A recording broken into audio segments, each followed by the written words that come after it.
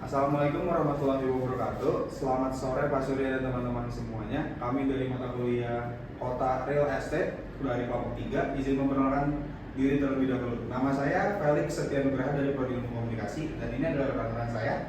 Nama saya Isya Aprila dari Prodi Manajemen. Nama saya Kaira Afera dari Prodi Ilmu Komunikasi. Memasuki di dalam konsep awal proyek, kami memilih jenis properti yaitu rumah komersial. Yang dimana sasaran dari pasarnya itu keluarga muda dan profesional dari Serpong dan Jakarta. Kemudian ini visi dan ide utama kami, yaitu menciptakan kawasan hunian modern yang fleksibel dan terjangkau dengan desain rumah dua lantai yang dapat difungsikan sebagai tempat tinggal maupun usaha. Nah, proyek berfokus pada kenyamanan, keamanan, serta akses strategis dekat tol, KRL, dan pusat bisnis di BSD. Kemudian masuk ke dalam latar belakang dari Tangerang Selatan itu sendiri, yang dimana sebagai kota penyangga Jakarta dengan kurang lebih 1,4 juta jiwa dan kemudian memiliki mayoritas penduduk usia produktif, ekonomi stabil, serta pendidikan dan kesehatan terbaik di Banten. Berikut ada juga beberapa faktor pendukung utama, yaitu pertumbuhan ekonomi sebanyak 5,63% pada tahun 2023, kemudian kemiskinan rendah sekitar 2,36% itu pada tahun 2024, kemudian IPM tertinggi di Banten 84,16 serta infrastruktur lengkap yang terdiri dari tol dan rencana MRT. Yang ini mendorong kenaikan nilai tanah sekitar 5-6% per tahunnya. Kemudian latar belakang dari Serpongnya, Kecamatan utama di Tangerang Selatan ini berkembang pesat sebagai pusat bisnis, pendidikan, dan hunian modern dekat lokasi strategis dekat BSD City. Yang dimana fasilitas ini sangat lengkap serta tingginya peminat hunian dan komersialnya. Kemudian populasi kurang lebih 163.000 jiwa pada tahun 2023 dengan pertumbuhan 1,17% per tahunnya. Kemudian didukung dengan pusat gaya hidup, universitas, rumah sakit, serta banyak proyek apartemen, klaster, dan ruko baru. Nah, ini bagian tabel dari demografi di bagian Serpong. Terdapat indikator, data, atau info yang ditemukan, kemudian keakuratannya juga dapat dilihat yang dapat kami sampaikan di sini. Next. Nah, ini latar belakang dari Puspiptek-nya, yang mana Puspiptek itu merupakan pusat penelitian ilmu pengetahuan dan teknologi. Merupakan kawasan di Serpong, Tangerang Selatan yang berkembang menjadi alternatif hunian dan komersial. Letaknya strategis di lingkar luar BSD, dekat dengan pusat bisnis dan fasilitas pendidikan, namun harga tanah masih lebih terjangkau dibanding kawasan inti BSD atau Alam Sutra. Memasuki ke dalam faktor pendukung utamanya, lokasinya strategis kurang lebih 15 menit ke BSD, 30-40 menit ke Jakarta.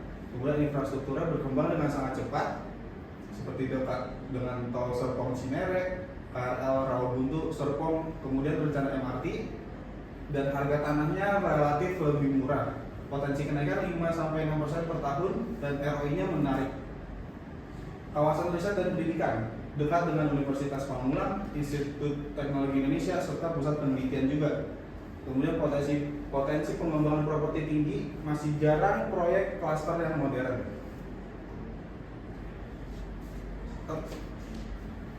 Selanjutnya ada fasilitas Puspiptek yang beberapanya ada riset dan pendidikan, infrastruktur, utilitas, dan publik dan hijau. Itu ada beberapa dekat Universitas Pamulang dan ITI, dekat juga dengan tol Serpong Cinere, akses KRL, dan juga reservoir air dan beberapa sebagainya. Next. Ini ada lokasi tanah 1 hektar di Puspiptek Serpong belakang GK Resto. Ini berada di lokasi strategis untuk pengembangan komersial dengan estimasi harga di tahun 2025 sekitar 7 juta per meter persegi atau total 70 miliar. Ini ada lokasi zona kuning yang dimana lokasi ini adalah lokasi paling aman untuk membangun perumahan. Next. Rumah komersial potensial ini ada beberapa di dalam table, ada aspek rumah subsidi dan rumah komersial. Target pasarnya keluarga muda, profesional, pekerja dari Serpong atau Jakarta. Jumlah unitnya bisa kurang lebih 110 rumah tapak, luas meter persegi bangunan 2 lantai. Harga jualnya kompetitif di sekitar 900 juta sampai dengan 1,3 M per unit, lebih rendah dari BSD. Analisis daya beli dan segmentasi pasarnya itu rata-rata pendapatan masyarakat Tangerang Selatan itu berkisar 6,5 sampai 8 juta per bulan, sedangkan pekerja profesional di kawasan Serpong itu bisa mencapai 10 sampai 15 juta per bulan. Dengan harga rumah 900 juta sampai 1,3 miliar, proyek ini akan menargetkan kelas menengah produktif, terutama keluarga muda dan profesional yang mencari rumah dan profesional milenial yang mampu mengambil KPR 15 sampai 20 tahun dengan cicilan sekitar 6 sampai 9 juta per bulan. Segmen ini dinilai potensial karena memiliki daya beli yang stabil, kebutuhan hunian modern dan preferensi lokasi strategis di dekat BSD, tol, serta akses transportasi umum. Next. Tata letaknya sederhana, itu depan ada gerbang paskar, ada pos keamanan juga. Di tengah mungkin ada barisan kurang lebih 110 unit rumah dengan jalan lingkungan selebar 6-7 meter. Samping atau belakang itu area parkir tambahan, taman kecil, dan ruang terbuka yang hijau. Konsepnya fleksibel, setiap unit bisa difungsikan sebagai rumah murni atau rumah usaha. Tata letak dibuat agar sirkulasi kendaraan dan pejalan kaki lancar. Oke, sekarang kami lanjut ke dalam analisa SWOT. Yang pertama ada strength atau kekuatan, yaitu salah satunya adalah lokasi strategis dekat BSD, Jakarta, tol, KRL, dan rencana MRT. Yang kedua ada weakness, yaitu brand awareness kawasan Puspitec belum support BSD atau alat sutra. Selanjutnya ada fasilitas klaster terbatas, keamanan, taman kecil, dan parkir. Lalu selanjutnya ada skala brand kecil, hanya kurang lebih 35 sampai 40 unit rumah. Yang selanjutnya itu adalah opportunities, yaitu peluangnya permintaan tinggi akibat urbanisasi Jakarta sampai Serpong, tren hunian komersial atau fleksibel sedang naik dengan dukungan infrastruktur seperti tol, MRT, dan KRL. Yaitu ada juga segmen menengah mencari alternatif lebih terjangkau dari BSD. Yang terakhir ada threat atau ancaman. Persaingan ketat dengan developer besar seperti BSD, Alat Sutra, dan Paramount. Ancaman substitusi apartemen postmodern rumah subsidi, ketidakpastian regulasi dan perizinan, dan fluktuasi ekonomi mempengaruhi daya beli. Oke, kita lanjut. Di sini ada quarter 5 first. Di sini kalian bisa melihat ada yang rendah, power of suppliers, dan power of buyers itu tinggi. Lanjut, ini kita akan bahas satu-satu. Next, yang pertama ada power of suppliers, yaitu rendah. Banyak alternatif masuk, biaya rendah dan tidak tergantung pada satu pemasok. Yang kedua ada power of buyers, itu tingkatannya sedang, yaitu konsumen punya beberapa pilihan, harga masih faktor utama, dan loyalitas masih bisa dijaga. Yang ketiga ada trade of substitutes, yaitu tinggi, banyak produk pengganti, harga kompetitif, perlu inovasi dan nilai tambah. Yang keempat ada rivalry among competitors, itu adalah tingkatannya tinggi, banyak pesaing langsung, produk mirip, low differentiation, persaingan harga dan promosi ketat.